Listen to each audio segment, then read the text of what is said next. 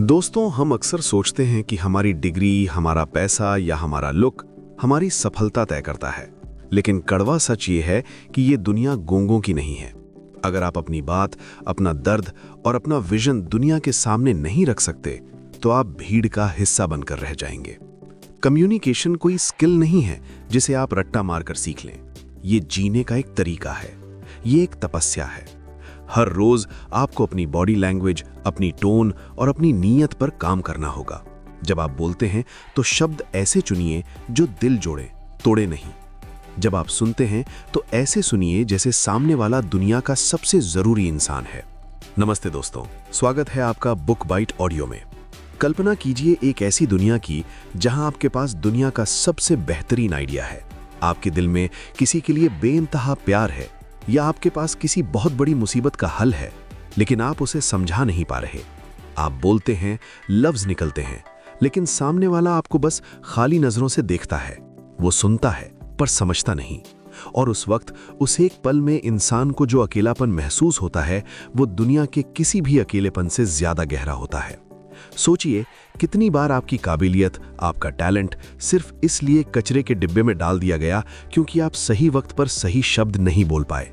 कितनी बार एक रिश्ता जो आपकी जान था, सिर्फ एक मिसअंडरस्टैंडिंग की वजह से टूट गया। दोस्तों, हम अक्सर सोचते हैं कि हमारी डिग्री, हमारा पैसा या हमारा लुक हमारी सफलता तय करता है। लेकिन कड़वा सच ये है कि ये दुनिया गूंगों की नहीं है। अगर आप अपनी बात, अपना दर्द और अपना विजन दुनिया के सामने नहीं रख सकते, तो आप भीड़ का हिस्सा बनकर रह जाएंगे। आज का ये वीडियो सिर्फ बातचीत करना सीखने के बारे में नहीं है। ये वीडियो सर्वाइवल के बारे में है। अगले कुछ मिनटों में और इस पूरी सीरीज में हम उन गहरे रहस्यों को खोलेंगे जो दुनिया का 8% लोग जानते हैं। वो लोग जिनके कमरे में घुसते ही माहौल बदल जाता है। वो लोग जिनकी एक हाँ या ना पर फैसले बदल जाते हैं। तो गहरा सांस लीजिए और अपने दिमाग के दरवाजे खोल लीजिए, क्योंकि आज हम और आप मिलकर कम्युनिकेशन की दुनिया का वो सच जानेंगे जो स्कूल या कॉलेज में कभी नहीं सिखाया गया। आइए शुरुआत करते हैं एक बहुत ही साधारण लेकिन दिल को छू लेने वाली हकीकत से। हम सब ने नेहा जैसी कहानी कहीं ना कहीं देखी है या शायद जी है। नेहा अपनी कंपनी की वो एम्प्लॉय थी जो सबसे पहले ऑफिस आती थी और सबसे बाद में जाती थी। काम में 100% परफेक्शन। लेकिन जब प्रमोशन की लिस्ट आई तो उसका नाम नहीं था। उसका नाम था आर्यन का, जो काम तो औसत करता था, लेकिन मीटिंग्स में जब वो बोलता था तो सब उसे सुनते थे। नेहा के पास नॉलेज थी, लेकिन आर्यन के पास आवाज थी। नेहा को लगता था कि उसका काम बोलेगा, लेकिन अफसोस, कॉर्पोरेट की दीवारों के कान नहीं होते, उन्हें सुनाना पड़ता है। नेहा का डर उसे खा गया। वो डर कि अगर मैंने कुछ गलत बोल दिया तो, अगर लोग हंसें तो। और ये डर सिर्फ नेहा का नहीं है, ये हम में से हर दूसरे इंसान का है। हम रिजेक्ट होने के डर से खामोश रहना चुनते हैं। लेकिन दोस्तों, खामोशी अक्सर सहमति मान ली जाती है या फिर कमजोरी। तो सबसे पहला और सबसे बड़ा सवाल ये है, आखिर हम गलती कहां कर रहे हैं? क्या हमें भारी भरकम अंग्रेजी शब्द सीखने की जरूरत है? नहीं। कम्युनिकेशन का पहला नियम, जो शायद आपको हैरान कर देगा, वो बोलना नहीं है, वो है सुनना। जी हाँ, द आर्ट ऑफ लिसनिंग। और ये सुनने का मतलब वो नहीं है जो हम और आप आज तक करते आए हैं। हम अक्सर सुनते हैं ताकि हम जवाब दे सकें। सामने वाला बोल रहा होता है और हमारे दिमाग में पहले से ही अगला सेंटेंस तैयार हो रहा होता है। ये सुनना नहीं है, ये अपनी बारी का इंतजार करना है। सच्चा कम्युनिकेशन तब शुरू होता है जब आप अपने दिमाग के शोर को बंद करते हैं। एक बहुत मशहूर एक्सपेरिमेंट हुआ था। 2 अजनबियों को एक कमरे में बिठाया गया। एक को सिर्फ बोलना था और दूसरे को सिर्फ सुनना था। बिना जज किए, बिना सलाह दिए, बस उसकी आंखों में देखकर उसे महसूस करना था। और जानते हैं रिजल्ट क्या आया? 10 मिनट बाद बोलने वाले ने कहा कि उसे सुनने वाले पर इतना भरोसा हो गया है जितना उसे अपने पुराने दोस्तों पर भी नहीं है। क्यों? क्योंकि इस शोर भरी दुनिया में कोई किसी को सुनता ही नहीं है। अगर आप चाहते हैं कि लोग आपको पसंद करें, तो अगली बार जब कोई आपसे बात करे तो अपना फोन उल्टा रख दीजिए। उसकी आंखों में देखिए, सिर्फ उसके शब्दों को मत सुनिए, उसकी टोन को सुनिए, उसके चेहरे के भाव को देखिए। इसे कहते हैं एक्टिव लिसनिंग। जब आप किसी को अपना पूरा अटेंशन देते हैं, तो आप उसे ये मैसेज दे रहे होते हैं कि तुम मेरे लिए जरूरी हो। और यकीन मानिए, इज्जत के बदले ही इज्जत मिलती है। अब थोड़ा और गहराई में चलते हैं। मान लीजिए आप इंटरव्यू देने गए हैं या किसी डेट पर गए हैं। आप शब्द तो बहुत अच्छे बोल रहे हैं, लेकिन फिर भी सामने वाला आपसे जुड़ नहीं पा रहा। क्यों? क्योंकि एक रिसर्च के मुताबिक हमारे कम्युनिकेशन का सिर्फ 7% हिस्सा हमारे शब्द होते हैं। हैरान हुए ना? 93% कम्युनिकेशन नॉन वर्बल होता है, यानी आपकी बॉडी लैंग्वेज और आपकी आवाज का उतार चढ़ाव। आपका शरीर आपकी जबान से पहले बोलता है। अगर आप बोल रहे हैं मैं बहुत कॉन्फिडेंट हूँ, लेकिन आपके कंधे झुके हुए हैं, आप नजरें चुरा रहे हैं और आपके हाथ कपकपा रहे हैं, तो दुनिया आपके शब्दों पर नहीं, आपकी हालत पर यकीन करेगी। सौरभ की कहानी इसका सबसे बड़ा उदाहरण है। सौरभ मैनेजर बनना चाहता था, लेकिन उसकी पर्सनालिटी में वो स्पार्क नहीं था। वो हमेशा डरा डरा रहता था। फिर उसने एक छोटा सा बदलाव किया, जिसे आप भी आज से शुरू कर सकते हैं। Mirror practice. वो हर सुबह 10 मिनट आईने के सामने खड़ा होता और खुद से बात करता। लेकिन इस बार वो सिर्फ बोल नहीं रहा था, वो अपने पोस्चर को सुधार रहा था। सीना चौड़ा, गर्दन सीधी और चेहरे पर एक हल्की मुस्कान। उसने अपनी मसल मेमोरी को ट्रेन किया। दोस्तों, ये कोई जादू नहीं है, ये साइंस है। जब आप कॉन्फिडेंट दिखने की एक्टिंग करते हैं, तो धीरे धीरे आपका दिमाग उन सिग्नल्स को सच मानने लगता है और आप सच में कॉन्फिडेंट महसूस करने लगते हैं। ऋषि कपूर साहब ने एक बार बहुत पते की बात कही थी, पॉज इज पावरफुल। जब आप बोलते हैं तो रुकने से डरिए मत। जो लोग हड़बड़ाहट में बोलते हैं वो नर्वस लगते हैं, लेकिन जो अपनी बात कहने के बाद 1 सेकंड का पॉज लेते हैं वो पावरफुल लगते हैं। वो पॉज सामने वाले को सोचने पर मजबूर करता है। लेकिन रुकिए, सिर्फ बॉडी लैंग्वेज काफी नहीं है। हमें ये भी समझना होगा कि हम अपनी बात कैसे रखें कि ना हम दब्बू लगे और ना ही बदतमीज। इसे कहते हैं असर्टिवनेस। ये एक ऐसी कला है जो हमारे भारतीय समाज में अक्सर हमें नहीं सिखाई जाती। हमें या तो चुप रहना सिखाया जाता है या फिर हम इतने फ्रस्ट्रेट हो जाते हैं कि सीधा झगड़ा कर बैठते हैं। असर्टिवनेस इन दोनों के बीच का रास्ता है। इसका मतलब है दूसरों की इज्जत करते हुए अपनी इज्जत करवाना, ना कहना सीखना। सोचिए, आपने कितनी बार सिर्फ इसलिए हाँ कहा है क्योंकि आपको डर था कि सामने वाला बुरा मान जाएगा। चल भाई, मूवी देखने चलते हैं। आपका मन नहीं है, आपको पढ़ाई करनी है, फिर भी आप कहते हैं हाँ ठीक है, और फिर आप वहां बैठकर अपने आप को कोसते हैं। ये पैसिव बिहेवियर है। ये आपको अंदर ही अंदर खोखला कर देता है। दूसरी तरफ अगर आप चिल्लाकर कहें नहीं, मुझे नहीं जाना, मेरा समय बर्बाद मत करो, तो ये एग्रेसिव है। असर्टिवनेस ये है कि आप कहें यार मुझे बहुत मन है तेरे साथ चलने का, लेकिन आज मेरा एक जरूरी काम है तो मैं नहीं आ पाऊंगा, हम अगली बार पक्का चलेंगे। देखिए, आपने ना भी कह दिया और रिश्ता भी नहीं बिगड़ा। रजत ने जब अपनी बॉस को ओवरटाइम के लिए विनम्रता से मना किया तो उसे डर था कि वो नौकरी से निकाल दिया जाएगा, लेकिन हुआ इसका उल्टा। उसकी बॉस ने उसकी ईमानदारी की कदर की। याद रखिए, लोग उन लोगों की इज्जत नहीं करते जो हर बात पर झुक जाते हैं। लोग उनकी इज्जत करते हैं जिनके अपने उसूल होते हैं। और यहीं से जन्म होता है एक और बहुत बड़े चैलेंज का, जिससे हम सब भागते हैं, कॉन्फ्लिक्ट, यानी झगड़ा या मतभेद। चाहे घर हो या ऑफिस, जब दो बर्तन साथ होंगे तो खटकेंगे ही। लेकिन एक महान कम्युनिकेटर वो नहीं है जो झगड़े से भागे, बल्कि वो है जो झगड़े को समाधान में बदल दे। कल्पना कीजिए, 2 कलीग्स राहुल और सुमित एक क्लाइंट के सामने लड़ पड़े। दोनों अपनी अपनी बात साबित करने में लगे थे। क्लाइंट ने दोनों को देखा और डील कैंसिल कर दी। नुकसान किसका हुआ? कंपनी का। अगर उस वक्त राहुल ने अपनी ईगो को साइड में रखकर सिर्फ इतना कहा होता, सुमित मुझे लगता है कि हम इस पर बाद में बात कर सकते हैं, अभी क्लाइंट की सुनते हैं, तो शायद कहानी कुछ और होती। झगड़ों में सबसे बड़ी दिक्कत यह है कि हम समस्या से लड़ने के बजाय इंसान से लड़ने लगते हैं। हम ये साबित करना चाहते हैं कि मैं सही हूँ, तुम गलत हो, जबकि सही अप्रोच ये है कि हम दोनों सही हो सकते हैं, बस हमारा नजरिया अलग है। अगली बार जब आपकी किसी से बहस हो, चाहे वो आपका दोस्त हो, पार्टनर हो या पेरेंट्स हो, एक जादुई सवाल पूछिएगा, मुझे लग रहा है कि मैं कुछ मिस कर रहा हूँ, क्या तुम मुझे अपना नजरिया समझाओगे? जैसे ही आप ये बोलते हैं, सामने वाले का गुस्सा आधा हो जाता है, क्योंकि अब आप लड़ नहीं रहे, आप समझने की कोशिश कर रहे हैं। और दुनिया में हर इंसान बस यही चाहता है कि कोई उसे समझे। दोस्तों, अब हम जिस पड़ाव पर आ रहे हैं वो कम्युनिकेशन की आत्मा है, इमोशनल इंटेलिजेंस। आपने देखा होगा, कुछ लोग बहुत कड़वी बात भी ऐसे बोलते हैं कि बुरा नहीं लगता, और कुछ लोग तारीफ भी करते हैं तो तंज लगता है। फर्क है समझ का। इमोशनल इंटेलिजेंस का मतलब है अगले इंसान के जूतों में अपना पैर डालकर देखना। रिया एक टीचर थी। उसके क्लास के बच्चे उसे बहुत परेशान करते थे। वो जितना डांटती, बच्चे उतना शोर मचाते। फिर उसने अपना तरीका बदला। उसने डांटने के बजाय पूछना शुरू किया, बेटा आज तुम परेशान लग रहे हो, क्या हुआ? अचानक वो जिद्दी बच्चे मासूम बच्चों में बदल गए, क्योंकि रिया ने उनके व्यवहार को नहीं, उनकी इमोशन को एड्रेस किया। जब आप किसी से बात करें तो सिर्फ उसके शब्दों को मत सुनिए, ये सुनिए कि उसका दिल क्या कह रहा है। शायद उसका गुस्सा उसकी मदद की पुकार हो। आज का जमाना ग्लोबल है। हम इंटरनेट के जरिए दुनिया के किसी भी कोने में बैठे इंसान से बात कर सकते हैं, लेकिन यहाँ एक बहुत बड़ी खाई है, cultural gap, cross cultural communication. मान लीजिए आप एक जापानी क्लाइंट से बात कर रहे हैं, वो बार बार सर हिला रहे हैं और कर रहे हैं। आपको लगेगा वो सहमत है, लेकिन जापान में इसका मतलब अक्सर सिर्फ ये होता है कि मैं सुन रहा हूँ, जरूरी नहीं कि वो मान गए हों, और आप खुश होकर डील पक्की समझ लेते हैं। यही मात खा जाते हैं। आज की दुनिया में दूसरों के तौर तरीकों को समझना, उनकी इज्जत करना एक बहुत बड़ी स्किल है। लेकिन इन सब में एक डर ऐसा है जो मौत के डर से भी बड़ा माना जाता है। जी हाँ, मैं बात कर रहा हूँ पब्लिक स्पीकिंग की। स्टेज पर जाना, माइक पकड़ना और सामने बैठी 100 जोड़ी आंखों का सामना करना। हाथ ठंडे पड़ जाते हैं, दिल करता है कि जमीन फट जाए और हम समा जाएं। वॉरेन बफेट, जो दुनिया के सबसे अमीर निवेशकों में से एक है, उन्होंने खुद माना था कि जवानी में उन्हें पब्लिक स्पीकिंग से इतना डर लगता था कि वो उल्टियां कर देते थे। लेकिन उन्होंने समझा कि अगर उन्हें आगे बढ़ना है तो उन्हें बोलना सीखना होगा। उन्होंने कोर्स किया, प्रैक्टिस की।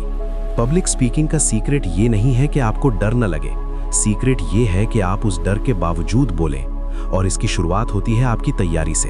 याद रखिए, ऑडियंस आपको फेल होते हुए देखने नहीं आई है, वो आपसे कुछ सीखने आई है। वो आपके दुश्मन नहीं है। जब आप स्टेज पर चढ़ें तो ये मत सोचिए कि मैं कैसा दिख रहा हूँ, ये सोचिए कि मैं इनकी क्या मदद कर सकता हूँ। जब आपका फोकस खुद से हटकर दूसरों पर जाता है तो नर्वसनेस अपने आप कम हो जाती है। और हाँ, स्क्रिप्ट रट्टा मत मारिए, रोबोट मत बनिए, कहानी सुनाइए। स्टीव जॉब्स जब अपना फोन लॉन्च करते थे तो वो फीचर्स नहीं बताते थे, वो एक कहानी सुनाते थे। वो लोगों को एक सपना दिखाते थे। क्या आपके साथ कभी ऐसा हुआ है? ऐसे सवालों से शुरुआत कीजिए, ये लोगों के दिमाग की बत्ती जला देता है। दोस्तों, अब तक हमने जो बातें की हैं वो एक नींव की तरह है, लेकिन असली खेल तो अब शुरू होगा। हम एक ऐसी दुनिया में जी रहे हैं जहां हम इंसान से ज्यादा स्क्रीन से बात करते हैं।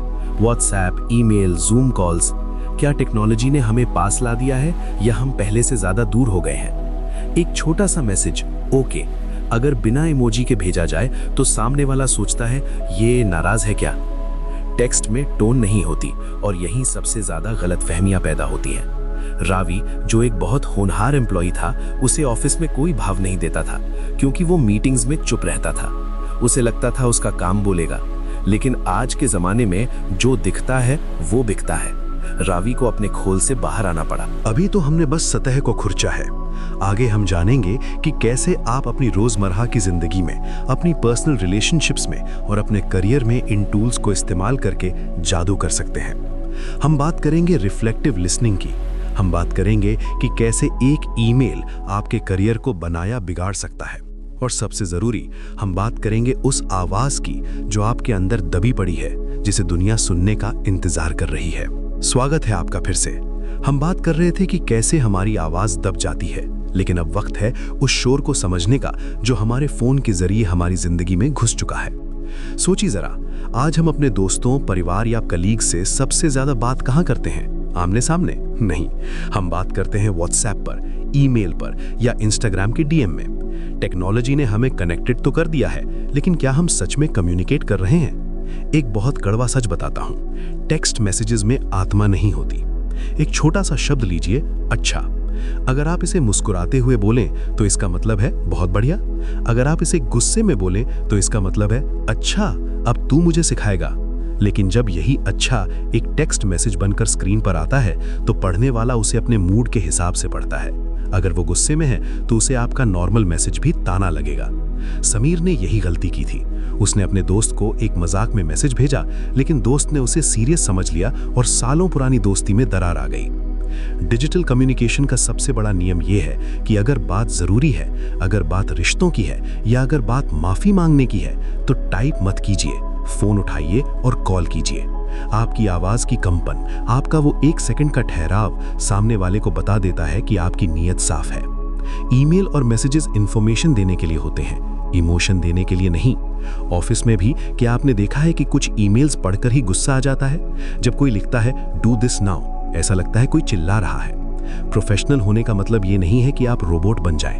एक छोटी सी line, hope you are doing well, या आखिर में एक थैंक यू सामने वाले को इंसान होने का एहसास दिलाती है। याद रखिए, स्क्रीन के उस पार भी एक दिल धड़क रहा है।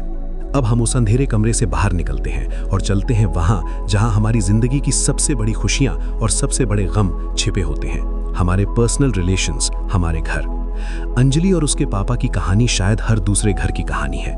एक ही छत के नीचे रहते थे, लेकिन अजनबियों की तरह। बरसों से दोनों के बीच एक दीवार थी। ना पापा कुछ बोलते, ना अंजलि।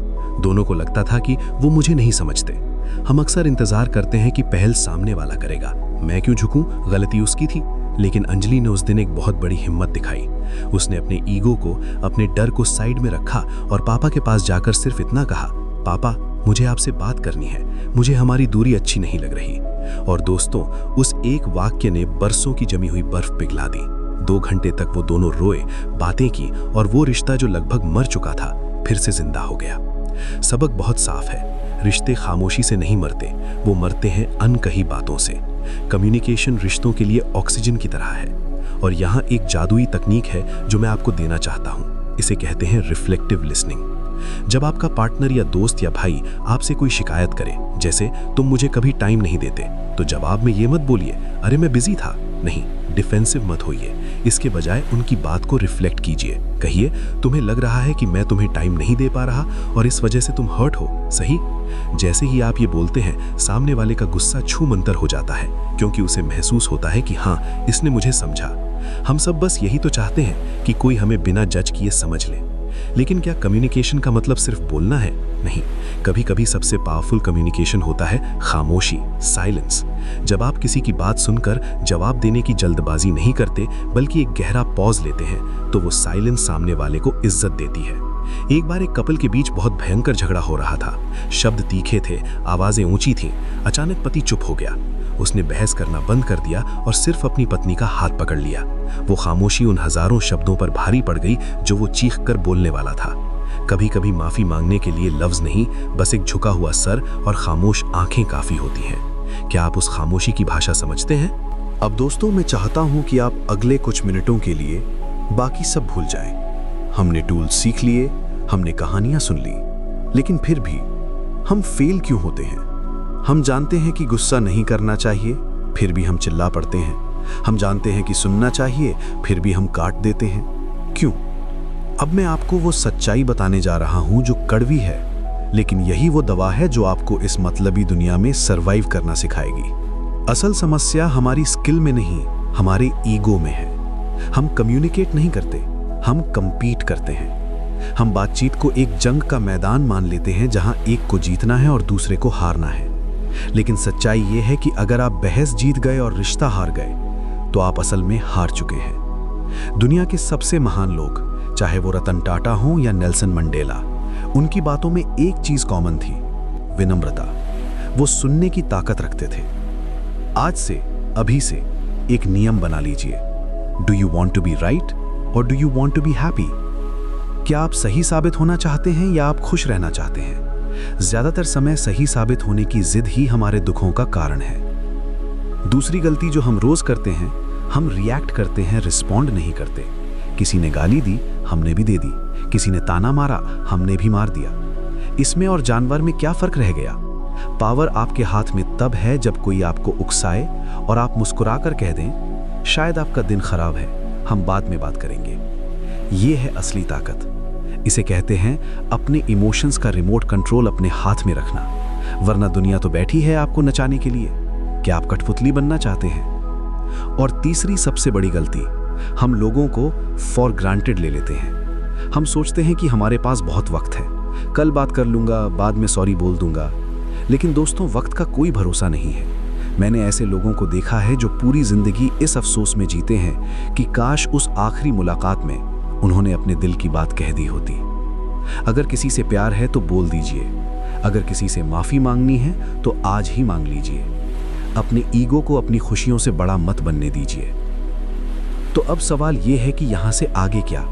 ये वीडियो खत्म होने के बाद आप क्या करेंगे? क्या आप वापस उसी पुराने ढर्रे पर चले जाएंगे या आप बदलने की हिम्मत करेंगे? मैं आपको एक छोटा सा चैलेंज देता हूं। अगले 24 घंटे नो इंटरप्शन चैलेंज लीजिए। आप जिस भी इंसान से बात करेंगे, उसकी बात पूरी होने तक आप बीच में नहीं बोलेंगे। चाहे आपको कितना भी मन करे अपनी राय देने का, आप चुप रहेंगे और सुनेंगे। और फिर देखिए जादू, देखिए कैसे लोग आपके करीब आने लगते हैं। देखिए कैसे आप एक बेहतर इंसान महसूस करते हैं। कम्युनिकेशन कोई स्किल नहीं है जिसे आप रट्टा मारकर सीख लें। ये एक जीने का तरीका है, ये एक तपस्या है। हर रोज आपको अपनी बॉडी लैंग्वेज, अपनी टोन और अपनी नीयत पर काम करना होगा। जब आप बोलते हैं तो शब्द ऐसे चुनिए जो दिल जोड़े, तोड़े नहीं। जब आप सुनते हैं तो ऐसे सुनिए जैसे सामने वाला दुनिया का सबसे ज़रूरी इंसान है। याद रखिए, आपकी ज़ुबान से निकले लफ्ज़ किसी की ज़िंदगी बना सकते हैं और बिगाड़ भी सकते हैं। एक डॉक्टर की मीठी बोली मरीज़ का आधा दर्द कम कर देती है, और एक बॉस का कड़वा बोल किसी एम्प्लॉय का कॉन्फिडेंस हमेशा के लिए मार सकता है। चुनाव आपका है। आप हीलर बनना चाहते हैं या हर्ट करने वाले। ये टूल किट अब आपके पास है। Active listening, body language, emotional intelligence और सबसे बढ़कर इंसानियत। अब जाइए और इस दुनिया से वैसे बात कीजिए जैसे आप चाहते हैं कि दुनिया आपसे बात करे। बोलिए सोचकर, सुनिए दिल से और बनाइए हर बातचीत को एक मास्टरपीस। शुक्रिया।